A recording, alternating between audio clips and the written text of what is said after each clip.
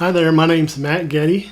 I'm the founder of ChangeEight. It's an organization that's going to help people move through that retirement transition that can be difficult for many people.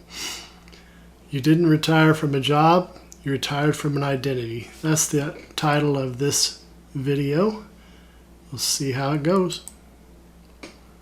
So I want you to think about that last day of work. You got the cake, the card, the handshakes, of course. Everybody was wishing you well, hoping that you move into retirement and have a great time. You had some things in your mind, like travel maybe some projects around the house or projects you wanted to get done. Everything seemed planned. And for a while it seemed like it was working out. First couple of weeks go fine. Then it gets to be month 3, month 6. Not every day is going well. It's more like a Tuesday morning as opposed to a Monday morning. What's happening? What's going on? You've maybe missed something. So things shift, and it's kind of hard to name. We can't exactly explain why it's not going the way we wanted. So you didn't really retire from a job. You retired from an identity, a role. So after that first 3 or 6 months, what do? Well, thing is, we might have prepared for the wrong things. A lot of people do prepare financially. They think about Medicare and benefits. They've got a bucket list of travel things to do, maybe home projects that haven't been done in years. Maybe they're thinking about leisure things like golf or tennis. All of those things maybe make the list. But after 30 to 40 years of an identity built around that job or that role at your job, that's ended. It's gone. So the things that almost nobody really thinks much about is, who am I without that role? Where do I belong? What organization or places do I go to? What am I here for? Who needs me now? Who's my social bunch? That probably went away with your job as well. Why is it worth getting up for? These are the kinds of questions that people often have. Arthur Brooks is a Harvard professor and author, and he talks about something called the striver's curse. This is where the most accomplished people struggle with retirement because they built the biggest identity around their work, and now that's gone. The higher you climb, the more difficulty you might have. The more driven you were, the more difficult it's going to be as well. It's not a weakness, but it's predictable. That's the good thing, is that it is predictable. If it's predictable, we can think about it, we can plan around it, we can do something about it. Why roles define us? So I'm an occupational therapist by profession, and you may not know what that is, but part of what we do is we talk a lot about people's roles. They're a powerful predictor of how we find meaning and purpose in our life. If we take on roles, that give us a lot of meaning and drive for the day. So this is just the idea of role theory. The role might look a little bit like this from a job's point of view. Maybe you are the expert, the leader. You're definitely a colleague, a provider of services or work. That led to certain routines. These routines help you fulfill the role. Routines are daily structures, schedules, rituals. That leads to habits. Habits help us get the routines done. We do a lot of stuff that we do every day is a form of habit. How do you think, act, respond? Most of this is automatic, second nature, so to speak. All of that together gives you that identity. This is who I am. Now, when roles end, that entire chain is disrupted. That's what happens when you retire. Retirement removes the role, but those routines, habits, and sense of identity that are built around it don't vanish. They need to be rebuilt intentionally. So we have to think about, what roles are we going to go into now? What routines are going to support that? What habits make the routines happen? And finally, what identity does that give us now? We kind of quickly went over these, but 4 roles retirement can take away are things like being the expert, being the colleague, that's your social group, being that structured person, the person that shows up every day, gets everything done, goes to lunch on time, gets back from lunch on time. All of these kinds of things would be the structured person. The contributor, that's who you are. You're making contributions to the company or the office or to people that make a difference in their lives. All of this goes away when you retire. And really, again, none of this is a failure. It's predictable. It's a normal human response to role transition when we lose these things. Okay, I'm going to talk about a few more things that make this time in life more predictable. Predictability is a good thing again. So Erikson is a developmental theorist. You can see that he has 8 stages. We're not going to talk much about the first 6 stages. Those happen earlier in life and take you to young or middle adulthood. We're going to talk about stages 7 and 8. This is where most people are when they get to retirement. So stage 7 is generativity versus stagnation. The main question asked here is, am I contributing? Do I matter? Work is the generativity engine of life. If we don't have work, we might be in stagnation. If we don't have things to do and bring purpose to our life, we might be in stagnation. So work usually does that for most people. So you've been through that. Now you've gotten to where you might be moving or changing from generativity into stage 8, ego integrity versus despair. Now you can stay in generativity. You may stay in some form of volunteerism. You may find purpose in your life. And that's the idea of this channel, is to figure out how can we stay relevant, interesting, find that change in life.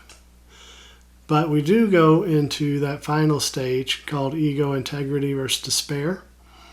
These questions that we ask now at this point in time are things like, is it worth it? Did my life mean something? And that retirement transition determines which way this stage can resolve. Is it despair or is it ego integrity? And that has to do with the idea of redefining, figuring out what the new roles are. How can I fit in this world now? It's different now that you're in retirement. This is just an example of what that kind of looks like. We're in stage 7 usually when we start retirement. We move through to stage 8.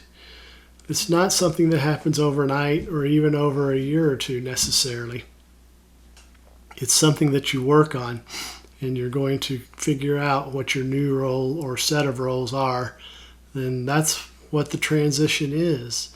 It can be a vulnerable time. That transition determines which path stage 8 takes, so we want to work on it. We don't want to end up in despair, obviously. Okay, so Maslow's hierarchy is just another model that helps us think through retirement and that transition period. Of course, we all maybe recognize the 5 stages on the left, but let's talk through on the right what kind of happens when we get to retirement. Why does retirement feel so disorienting sometimes? Well, physiologically, most of the time this is pretty stable, but physical wellness becomes more critical. We become much more aware that we're not going to live forever. Maybe we have taken care of ourselves, maybe we haven't, but it becomes more acutely important to us. That safety level, that's where we might see things like fixed incomes, healthcare costs, some loss of structure. All those things are real in retirement. As we transition toward it, we've got to figure those things out. How are we going to manage this? Love and belonging. Well, again, in that role at work, you had an adult community. It's there. It's there every day. It shows up like you do for work. And most of those people become your friends. Of course, not everybody maybe, but adult friends are very common in our job role. Then esteem. From your job, you probably got recognition. you're competent at something, you achieved things with yourself and for the company. And so this is an important source of that esteem. That's all gone now. Then this idea of self-actualization, this is a big part of retirement's job. It's what you're working on, what you're going towards. It's an opportunity. If everything else below is going well, this is where you'll spend some time in your retirement. What does that mean, though? You have to think about what role is going to inspire that, what role is going to support it as you move through all of this retirement time. So again, Maslow just helps us understand how retirement can disrupt all of these layers. That's why it can feel so strange or difficult at times. So we've been talking about this, but we want to think about this as a reframe. You're not broken again. You're not doing retirement wrong. It's normal, predictable, human response to a major role transition.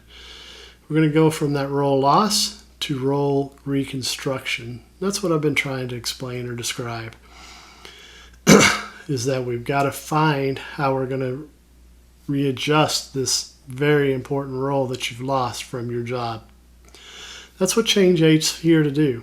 As you watch the videos, there's going to be things for you to do. You're going to have assignments, more or less, things for you to help work on that role reconstruction and help you get there.